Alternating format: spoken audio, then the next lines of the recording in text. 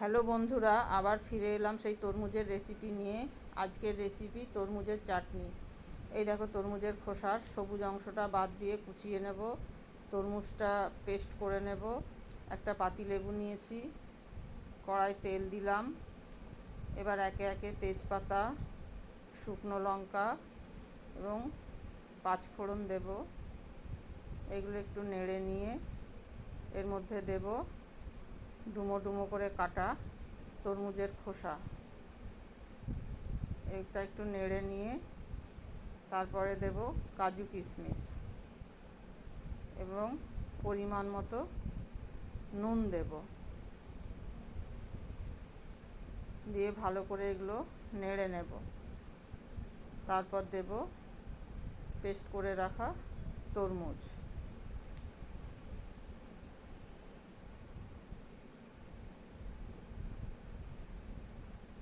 এবার ভালো করে নেড়ে নিয়ে এটা ঢেকে দেব।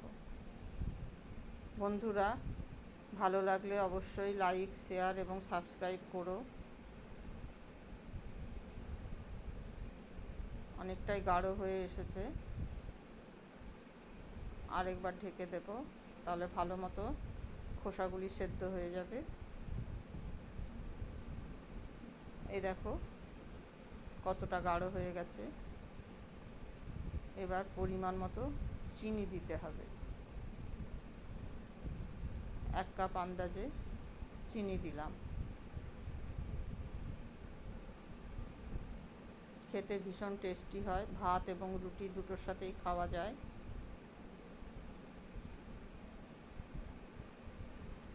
হয়ে গেছে, এবার নামিয়ে নেব।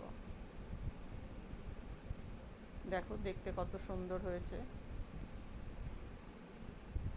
এবার এর মধ্যে একটা গোটা পাতিলেবুর রস চিপে দেব, তাহলে খেতে আরও টেস্টিও হবে